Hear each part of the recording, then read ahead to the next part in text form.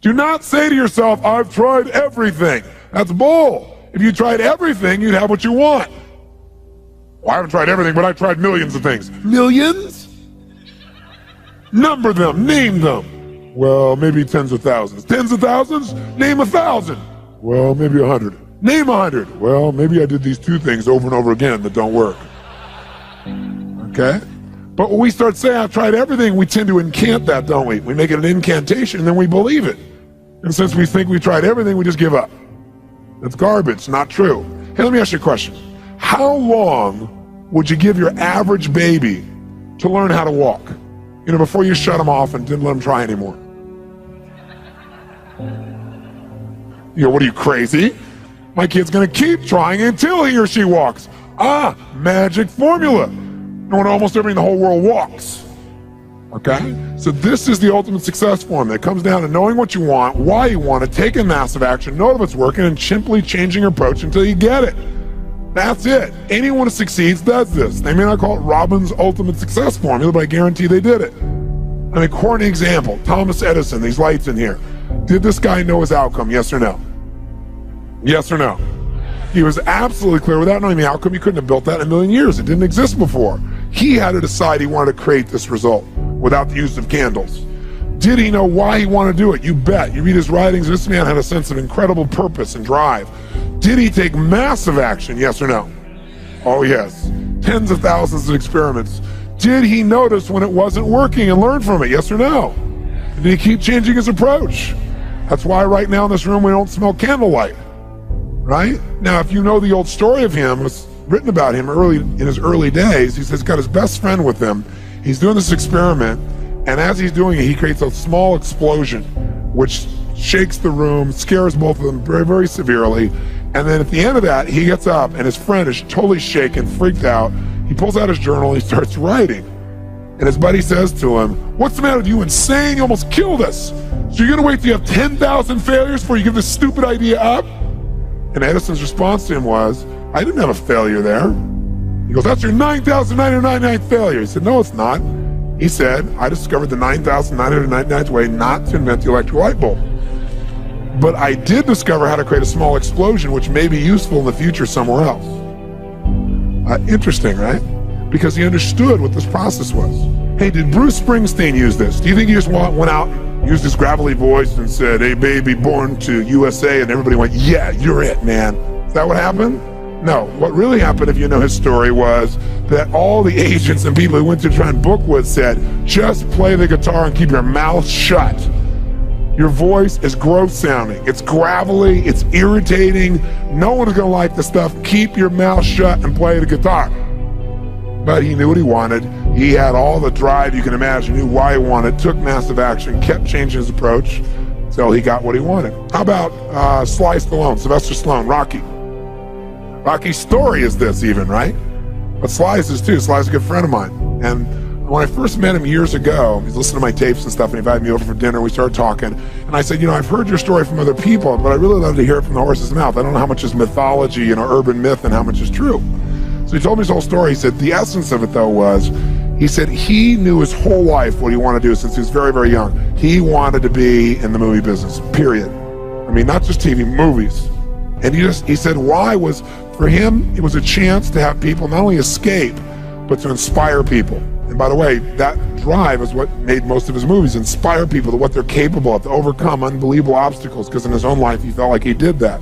When he was born, he was pulled out by the forceps. That's why he looked the way he did. That's why he talked the way he did. And he said, so I really want to do that. And he said, I knew why I wanted to do it, and I wasn't willing to settle for anything else. And he said, what happened was, I went out to try and get jobs, and it's not like I went, hey, Adrian, they went, you're a star. It didn't work out real well. They looked at me and said, hey, you're stupid looking, do something else. You know, what is it talking like this? There's no place for you in that stuff. You're never going to be a star in the movies. You're insane. No one's going to want to listen to somebody who looks dopey and talks out of the side of their mouth, right? And he got no after no after no after no. He said, I was thrown out more than 1,500 times of agents' offices in New York. I said, there aren't 1,500 agents in New York. He said, I know. I've been to them 5, 6, 7, 8, 9 times. He said, remember one guy, I went in there and I got in there at 4 o'clock and he wouldn't see me, so I stayed there and I would not leave. And I stayed overnight. They came back the next morning, I was still sitting there.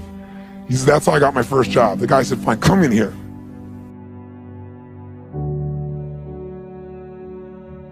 And he said, the one thing I love most in the world was my dog. He said, I love my dog because he gave me unconditional love, unlike my wife. And he said, so what happened was, though, we were so broke that to survive, I couldn't even feed my dog.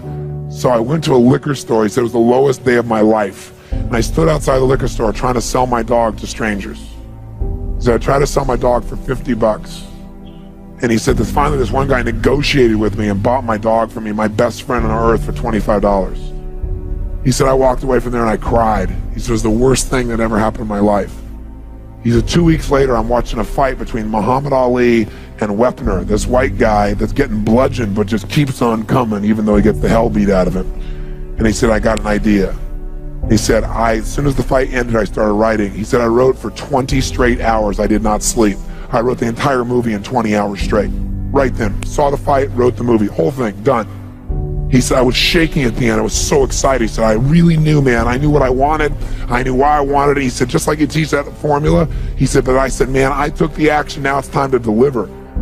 And so he said, I went out and started trying to sell it to agents, and they all would read it and they'd say, you know, this is predictable. This is stupid. This is sappy. He said, I wrote down all the things they said, and I read them the night of the Oscars when we won. And he said, it was really good, right? The greatest revenge is massive success. And he said, so what happened was, he said, I kept going, trying to sell it, nobody going, I'm broke, I'm starving. He said, finally, I meet these guys, they read it, and they believe in the script, and they love it. And they offer me $125,000 for my script. I said, oh my God, you must have been out of your mind. He said, I was. I said, just one thing though, guys, you got a deal based on one thing. And they said, what's that? He said, I got a star in it. They went, what are you talking about? You're a writer. He said, no, I'm an actor. He said, no, you're a writer. He said, no, I'm an actor. That is my story, and I'm Rocky. He said, I got to play it. You know, I got to be the head person. I got to be the starring role. There's no way. We're not going to pay you $125,000, take some no name and stick you in that and throw our money away. We need a star, you know? And they want to have Ryan O'Neal play Rocky, to give you a picture. Can you imagine? That's who they picked, right? And so he said, no way, Ryan O'Neal isn't Rocky, I'm Rocky. Went through this whole thing, right? They finally, they said, well, take it or leave it. He said, I left the room. I said, if that's what you believe, you don't get my script, and he left. Here's a man with no money, none, totally broke, offered $125,000 more money than he'd seen in his lifetime, and he walked away because he knew his real what? Knew his real what? And why he wanted it, he was committed to it. So he said they called him a few weeks later, and they came and brought him back, and they offered him $250,000 not to star in his own movie. He turned it down, $250,000. They came back, their final offer was $325,000. They wanted this thing. He said, not without me, and they said no. They finally compromised, and they gave him $35,000 and points in the movie, because they said, if this is gonna happen, then you're gonna take the risk with us. And the bottom line is, we don't think it'll work, but at least we won't spend a bunch of money on you. And then they only spent $1 million to make Rocky, and it grossed $200 million at the time. I mean, it was done pretty well. But what's interesting about this is, I said, what'd you do? I mean, even $35,000, it's not $250,000. That's a lot of money when you don't have 25 bucks. I said, what's the first thing you did? I figured you went out and partied or something. He said, I went to that liquor store for 3 straight days and hoped that the man who had my dog frequented the store. He said, because I want to buy back my dog.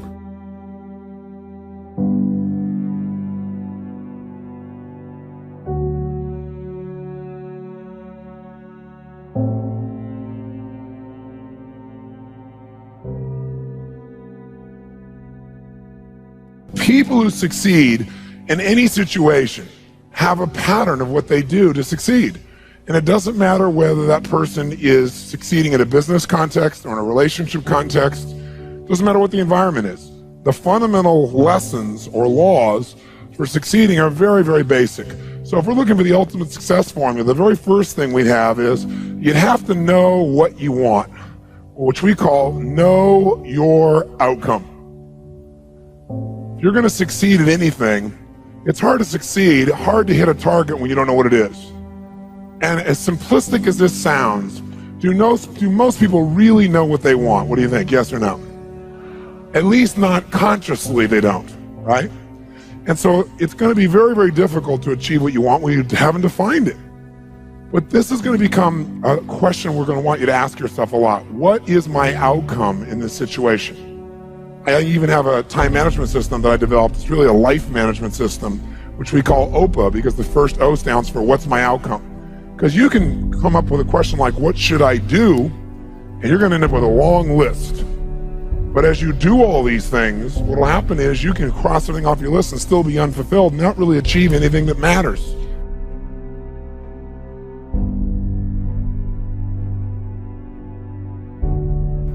But most of you don't. You pay attention to a small number of things. If you could right now, notice what? Millions of things. You could notice my voice.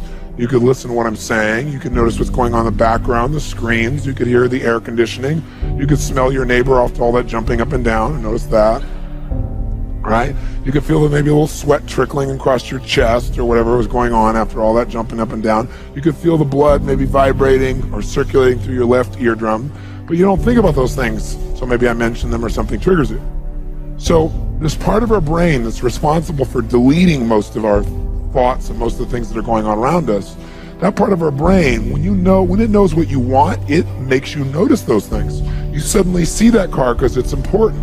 It's called the reticular activating system. You don't have to write all that down. For short, it's called RAS. The reticular activating system tells your brain what to pay attention to. So when you say, this is what I really want, now anything that relates to that you wouldn't have noticed before will start popping up into your focus. And a lot of times people say, it's amazing. I decided this and it was kind of, synchronicity. These things started popping up. Well, these things were probably around you before, but you never noticed them because you hadn't decided your outcome. Now, when you know your outcome, you're ahead of 95% of the population, but that's not enough. The second thing you gotta know is a lot of times you know your outcome, but you lose your drive.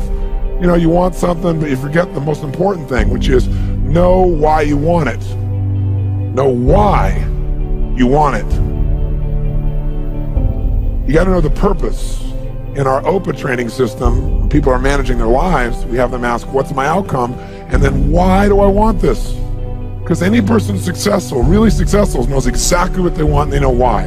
The reason you gotta know why is, remember I said yesterday, reasons come first, answers come second. You get enough reasons, you can get a big enough why, you can figure out how to do about anything, but you gotta have purpose because purpose provides drive. Now, if you know what you want and you know why, you're light years ahead of most of the population, but you gotta go the step that most people seem to avoid, and that is you gotta take massive what? That's right, and the key word there is massive. Massive action can be a cure-all when you know what you're after and you know why you want it. Because when you know what you're after, when you take action, you won't just be expending energy, you'll be moving yourself in a direction towards something you really, really want. And by the way, last night we called taking massive action personal what? Power, which means the ability to take action. And what stops people from taking action? Primarily what? Fear. And the way you get over that fear is, what do you think is the number one fear most people have? Failure. And the reason is they feel if they fail, they won't be loved. They'll be rejected. They'll be hurt. They'll be judged. So what they really are afraid of is losing love. And they think that this rejection, or I should say this failure, will lead to that rejection or loss of love. The truth of the matter is, you can't fail unless you don't try. If you try something that doesn't work, you just learn from it, and that'll make you better the next time you go about it. Now, if you know your outcome, know why you want it, and take massive action, you're now in the most small percentile of people on the planet. So what's the next step, though? Well, you can take a lot of action and get caught up in a pattern. Like, become so determined that you became like tunnel vision, like, I know this is gonna work. And so you keep running east looking for a sunset with total certainty and a lot of belief, high standards, still doesn't work. So what you have to be able to do to succeed so you don't get caught up in some old pattern is you gotta know what you're getting. Know what you are, know what you're getting. The word we use for this, as for short, is we call it sensory acuity. Sensory acuity is the idea that you want to become acutely sensitive to whether what you're doing is working or not. You don't want to just say, okay, I know what I want, I know why I want it, I'm just going to make it happen, this is how I'm going to do it. You keep hammering it and hammering it and hammering it, doing something that doesn't work. And people do this all the time, right? Do the same thing over and over again, expecting a different result. That's called insanity. You can't do the same thing again and again, expect a different result when you can see it doesn't get the result. But we get caught up in our patterns. So we want to get really sensitized, acutely sensitized, sensory acuity, to whether what we're doing is working or not. And by the way, sensory acuity is really the measure of a person's intelligence. What I mean by that is, how do we measure intelligence? Intelligence is a measure of the number and quality of distinctions you have in a given situation. Like, for example, if you talk to Eskimos, that's actually not the politically correct term anymore, I guess it's Inouye. You talk to an Inouye, what we formerly called Eskimos, you'd find out that Inouye have more than a dozen words for the word snow. More than a dozen. Now, I'm from Southern California. Guess how many words I have for snow? One. I don't see any of it. It's called snow, baby. Right? But they got to know what kind of snow. They got to make more refined distinctions to be effective in the world, to get their outcomes. They got to know what kind of snow you can build an igloo out of, what kind of snow you can take your dogs through, what kind of snow you can eat, right? What kind of snow you're going to fall through. So who has more intelligence, who has more power in that snowy environment? The Eskimo or me? Which one? Eskimo, because they have more sensory acuity.